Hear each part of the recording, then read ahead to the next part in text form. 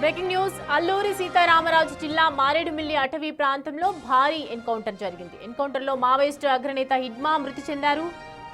మారేడుమిల్లిలో పోలీసులు మావోయిస్టుల మధ్య కాల్పులు జరిగాయి. ఇరు వర్గాల కాల్పుల్లో 4 మావోయిస్టులు మృతి చెందినట్లు సమాచారం. ఇప్పటికే మారేడుమిల్లి పరిసర ప్రాంతాలకు చేరుకున్నారు పోలీసు ఉన్నతాధికారులు.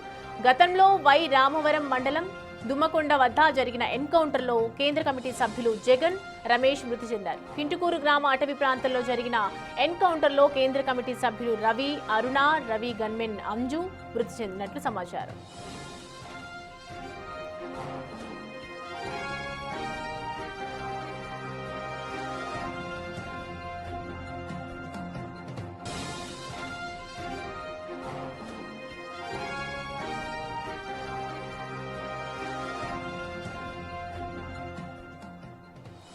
రైట్, మారేడుమిల్లి అటవీ ప్రాంతంలో భారీ ఎన్కౌంటర్ జరిగింది. రైట్ నౌ చూస్తున్నాం. ఎన్కౌంటర్లో మావోయిస్ట్ అగ్రనేత ఇటు హిడ్మా మృతి చెందినట్లుగా సమాచారం అందుతోంది. ఒకవైపు పోలీసులు కూడా అక్కడికి చేరుకున్నట్లు సమాచారం. మారేడుమిల్లిలో పోలీసులు మావోయిస్టుల మధ్య ఒకవైపు కాల్పులు జరిగినటువంటి నేపథ్యంలో ఈ కాల్పుల్లో పూర్తిగా చూసుకుంటే 4 మావోయిస్టులు మృతి చెందినట్లు మనకి తెలుస్తోంది. ఇప్పటికే మారేడుమిల్లి పరిసర ప్రాంతాలకు చేరుకున్నారు ఇటు పోలీసు ఉన్నతాధికారులు. గతంలో మనం చూసాము వై రామవరం మండలం దుమ్మకొండ వద్ద జరిగినటువంటి ఎన్కౌంటర్లో కేంద్ర కమిటీ సభ్యులు జగన్, రమేష్ ఇద్దరు కూడా మృతి చెందడం జరిగింది. దాని తర్వాత కింటుకూరు గ్రామ అటవీ ప్రాంతంలో జరిగిన ఎన్కౌంటర్లో చూసుకుంటే కూడా కేంద్ర కమిటీ సభ్యులు ఇటు రవి, అరుణ, రవి గన్మెన్ అంజు కూడా మృతి చెందారు. నిన్న జరిగినటువంటి భారీ ఎన్కౌంటర్లో ఒకవైపు కాల్పుల్లో 4 ఎన్కౌంటర్లో మృతి చెందినట్లు సమాచారం అందుతోంది.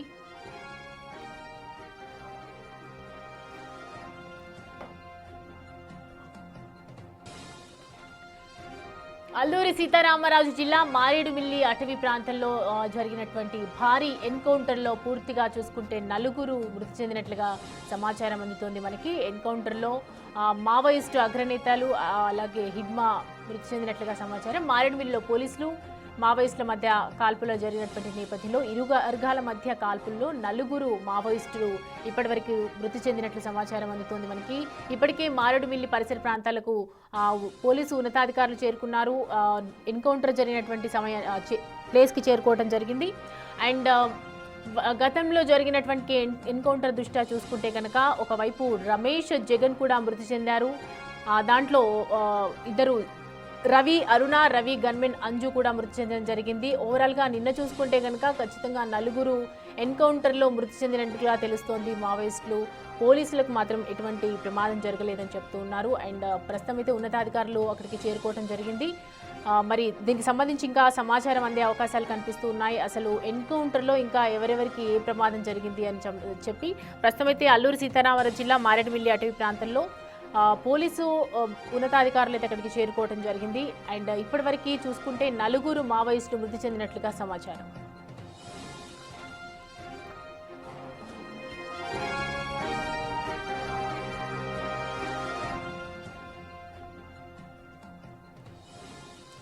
అల్లూరి సీతారామరాజు జిల్లా మారేడుమిల్లి అటవీ ప్రాంతంలో భారీ ఎన్కౌంటర్ జరిగింది. ఒకవైపు కేంద్ర బలగాలు ఒత్తిడి తెస్తున్నప్పటికీ కూడా మావోయిస్టులు మాత్రం ఆగట్లేదు. ఒకవైపు మావోయిస్టుల అగ్రనేతలు కూడా సరెండర్ అవుతున్నప్పటికీ కూడా మరి ఎందుకు మావోయిస్టులు ఇంకా ఇలాంటి దాడులకు దిగుతున్నాయి, కాల్పులకు ఎందుకు దిగుతున్నాయి అనేది కూడా తెలియట్లేదు.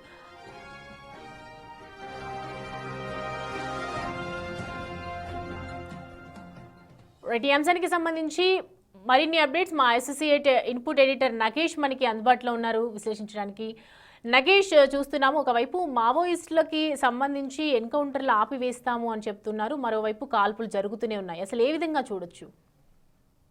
కోటవరం దగ్గర జరిగిన భారీ ఎన్కౌంటర్ మావోయిస్టులకు బిగ్గెస్ట్ హిట్ బ్యాక్ అని చెప్పొచ్చు. ఎందుకంటే ఇప్పుడు జరుగుతున్న ఇష్యూస్లలో కూడా మావోయిస్ట్ పార్టీ మనుగడ సాధించడం అనేది కష్టం అనేది చెప్పుకుంటూ వస్తున్నారు. అందులో హిడ్మా అనేది 4 రాష్ట్రాలకు టార్గెట్. తెలంగాణ, ఆంధ్రప్రదేశ్ కానీ, మహారాష్ట్ర, ఛత్తీస్గఢ్, ఒరిస్సా ఈ 5 రాష్ట్రాలకి హిడ్మా టార్గెట్గా ఉన్నాడు.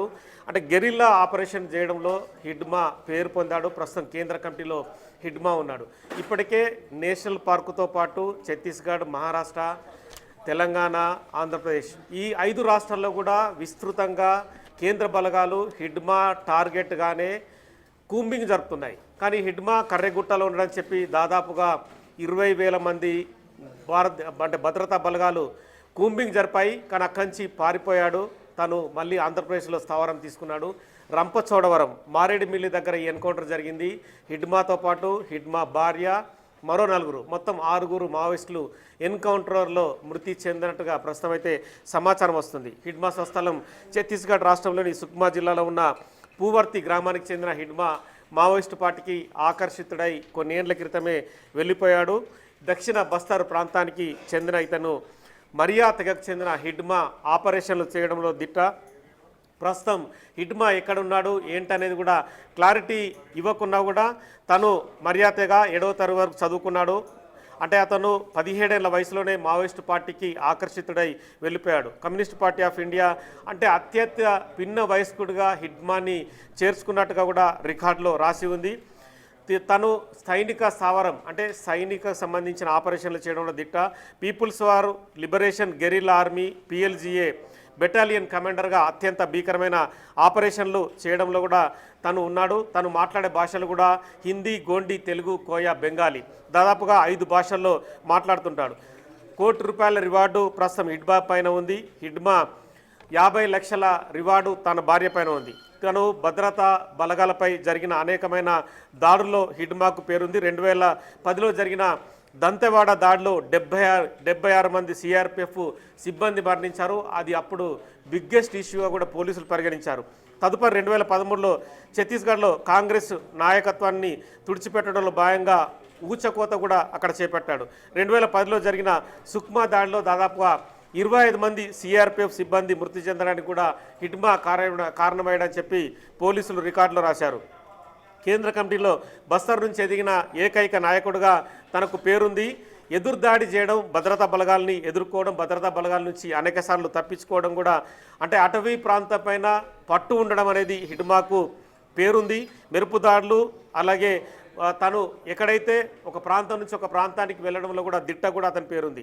తను లొంగిపోతాడని చెప్పి చాలా వరకు వార్తలు వచ్చాయి. ఆపరేషన్ కగారు తీవ్రమవుతున్న నేపథ్యంలో హిడ్మా లొంగుబాటు అయితే జరగలేదు. హిడ్మా కుమార్తెలో ఒకరు పంజాబ్ కేశా అలియాస్ జిన్ని కూడా ఫిబ్రవరిలో పోలీసులు ఎదుట లొంగిపోయారు. కానీ ప్రస్తుతం అయితే హిడ్మా ఎన్కౌంటర్ అనేది సంచలనాన్ని రేపుతున్న అంశంగా మనం క్లియర్గా పేర్కొనవచ్చు.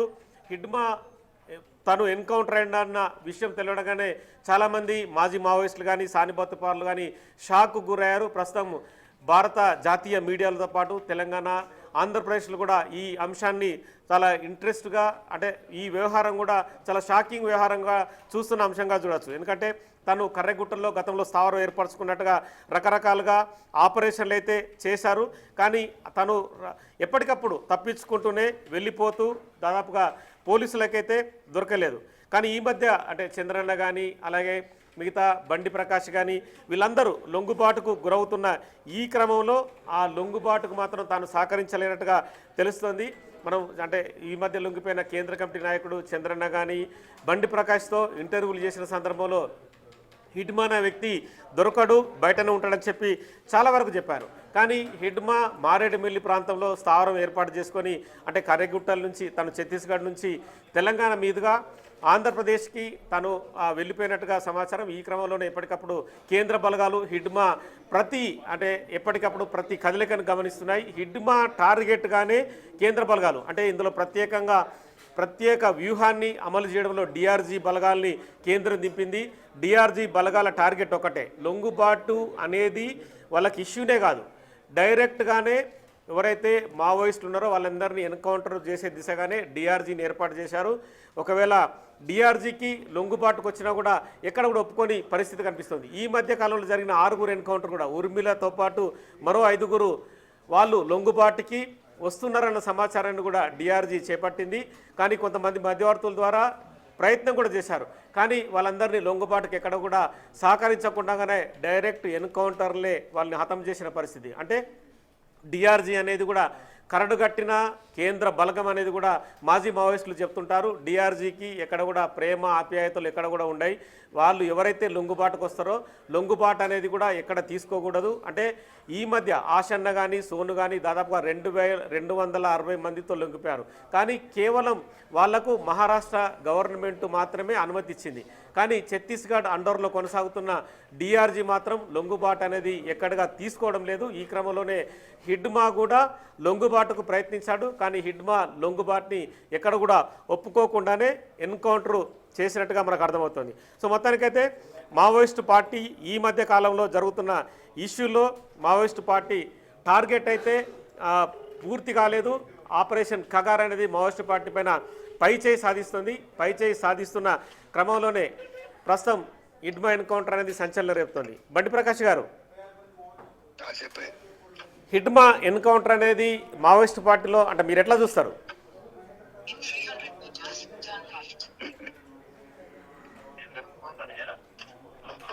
ప్రకాష్ గారు, నా మాట వినిపిస్తుందా మీకు? జనరల్గా చెప్పండి. అంటే ఈ మధ్య మీరు లొంగిపోయారు, చంద్రన్న కానీ మీరు కానీ, హిడ్మా అనేది అందరికీ టార్గెట్గా ఉంది. ఇప్పుడు కాలేనప్పుడు ఎన్కౌంటర్ అయితే కదా, ఎన్కౌంటర్ కావచ్చు, దేవి కూడా ఎన్కౌంటర్ కావచ్చు. అవును, దాంట్లో పార్టీ వైద్యులు చూసుకున్నప్పుడు అది ఒక నష్టమే, పెద్ద నష్టమే. నష్టమే జరుగుతుంది ఒక విజయమాన ఎన్కౌంటర్ అయితే. అంటే మామూలుగా హిడ్మా అంటేనే గెరిల్లా వ్యూహకర్తగా పేరుంది. పోలీసులపైన పైచేయి సాధించడంలో హిడ్మాకి మీ మావోయిస్టు పార్టీలోనే గొప్ప పేరుంది.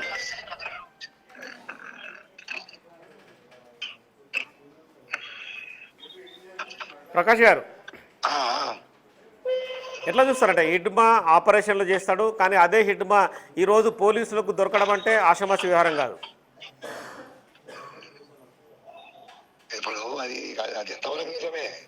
అంటే ఆల్రెడీ ఇన్ఫర్మేషన్ అంతా వాళ్ళు పాస్ చేశారు పోలీసు వాళ్ళు. కాదు, నేనైతే చూడలేదు.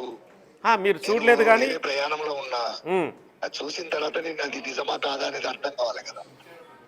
ఇప్పుడు అంటే ఆల్రెడీ అంటే నేషనల్ మీడియాలో కానీ తెలంగాణ అంటే తెలుగు మీడియాలో కానీ ఇప్పుడు ఉట్టి ప్రచారం కూడా కావచ్చు కాదే. ప్రచారం అనేది దాదాపుగా కాకపోవచ్చు అనేది చెప్తున్నాం. ప్రచారం కూడా చేయొచ్చు. అంటే హిడ్మా ఎన్కౌంటర్ తోని మావోయిస్టు పార్టీ అంతమైనట్టే అనేది పోలీసుల భావన. ఇప్పుడు 20 ఎన్కౌంటర్ అయినా అంతం కాదు, ఎవరి ఎన్కౌంటర్ అయినా అంతం కాదు. ఓకే, మేము ముందు చెప్తున్నాం కదా, ఈ దోపిడీ, అసమానతలు, అణిచివేతలు ఉన్నంత వరకు పార్టీ ఉంటది. ఓకే, అది ఎవరు చనిపోయినా పార్టీ ఉంటది. గుర్తుపెట్టుకోండి, మావోయిస్టు పార్టీని అంతం చేయడం ఎవరికి సాధ్యం. కానీ పోలీసులు మీ పైన పైచేయి సాధిస్తున్నారు మావోయిస్టు పార్టీ పైన. ఇప్పుడు యుద్ధం జరుగుతున్నప్పుడు ఓసారి వాళ్ళది పై చేయి ఉండొచ్చు, ఓసారి మావోయిస్టు పార్టీ కూడా పై చేయి ఉండొచ్చు. ఓకే కదా, అవును. తాత్కాలికంగా ఇవి జరుగుతూనే ఉంటాయి యుద్ధంలో. అంటే గొప్ప పేరున్న నేతలు అనేది ఎన్కౌంటర్. అవును, అంటే మీలాంటి వాళ్ళు, చంద్రన్ లాంటి వాళ్ళు జనజీవన స్రవంతిలో రావడము, సోను లాంటి, ఆశాన లాంటి వాళ్ళు కూడా ఆయుధాలను వదిలిపెట్టి రావడము, ఇవన్నీ కూడా పరిణామాలు చాలా అంటే మార్పును తీసుకొస్తున్నాయి కదా. ఇప్పుడు అంతవరకు నష్టమే. ఇప్పుడు ఎవరు పోయినా పార్టీలో నష్టమే. మా విషయానికి వచ్చే వరకు అనారోగ్య సమస్యలతో రావడం జరిగింది. ఓకే కదా, మేము ముందు నుంచి చెప్తున్నాం కదా. అవును, అనారోగ్య సమస్యలతోనే మీరు వచ్చారు. అక్కడ ఉండి కూడా మేము చేయలేని పరిస్థితులు.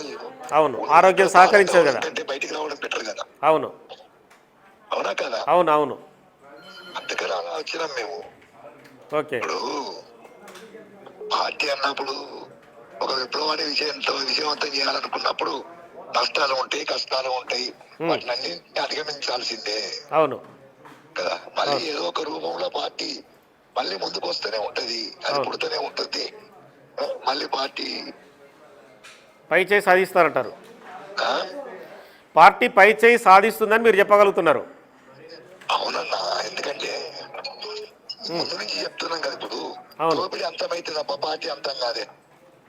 అది బండ గుర్తు పెట్టుకోండి ఎప్పుడు కానీ. ఓకే, అది ఏదో రూపంలో పుడుతూనే ఉంటది, పోరాటం చేస్తూనే ఉంటది. దోపిడీ అంతమయ్యేంత వరకు. అవును, ఓకే, థ్యాంక్ యూ ప్రకాష్ అన్న, థ్యాంక్ యూ. ఓకే అన్న. సో మొత్తానికైతే బండి ప్రకాష్ చెప్తున్నట్టు ఏదైతే దోపిడీ అంతమైనంత వరకు ఖచ్చితంగా మావోయిస్టు పార్టీ బతికే ఉంటుంది. హిడ్మా ఎన్కౌంటర్ అయినా, బండి ప్రకాష్ కానీ, చంద్రన్ లొంగుబాటుకు గురైనా, ఆశన్న సోనులు భద్రతా బలగాల ముందు ఆయుధాలు వదిలిపెట్టి జనజీవన స్రవంతిలోకి వచ్చి లొంగుబాటుకు గురైన పార్టీ అంతం కాదంటున్నారు. కానీ వాళ్ళ పరిభాషలో వాళ్ళు చెప్తున్నారు. కానీ హిడ్మా ఎన్కౌంటర్, హిడ్మా భార్యతో పాటు మరో 4 ఎన్కౌంటర్ అనేది కూడా మావోయిస్ట్ పార్టీ 50 ఏళ్ల చరిత్ర కూడా ఎదురు దెబ్బలు తింటూ వస్తుంది. ఈ మధ్య కాలంలో ఒక 2-3 నెలల క్రితం Nambala Keshava Rao alias Basavaraju party chief encounter అయిన తర్వాత మోడెం బాలకృష్ణ కానీ మిగతా అగ్రనేతలందరినీ కూడా వరుస ఎన్కౌంటర్లో భద్రతా బలగాలు మట్టు పెడుతూ వస్తున్నాయి. ఈ క్రమంలో రంపచోడవరం మారేడుమిల్లి అడవుల్లో హిడ్మాని ఎన్కౌంటర్ చేయడం అంటే అంతకుముందు నుంచి కూడా సమాచారం ఉన్నట్టుగా తెలుస్తుంది. డిఆర్జీ బలగాలు వాళ్ళని వెంబడిస్తూనే ఖచ్చితంగా హతం చేయడానికే ముందుకొచ్చినట్టుగా తెలుస్తుంది. అంటే ముఖ్యంగా హిడ్మా తన భార్యతో పాటు లొంగుబాటుకు అంటే జనజీవన స్రవంతిలోకి రావడానికి చాలా ప్రయత్నాలు చేశాడు. కమ్యూనికేషన్ లోపం జరిగిందా, లేదంటే మధ్యవర్తులు మోసం చేయడం వల్ల హిడ్మా ఎన్కౌంటర్ జరిగిందని కూడా మరిన్ని విషయాలు కొద్ది రోజుల్లో తేలే అవకాశం కనిపిస్తుంది. ఇప్పటికీ ఈ మధ్య జరిగిన ఊర్మిళతో పాటు మరో 5 ఎన్కౌంటర్లు కూడా ఖచ్చితంగా మధ్యవర్తుల మోసంతోనే ఎన్కౌంటర్ జరిగిందని చెప్పి మాజీ మావోయిస్టులు ఆరోపిస్తున్న నేపథ్యంలో ప్రస్తుతం హిడ్మా ఎన్కౌంటర్ అయితే సంచలనం రేపుతూ అవుతున్న అంశం అని చెప్పొచ్చు. Right Nagesh, thank you.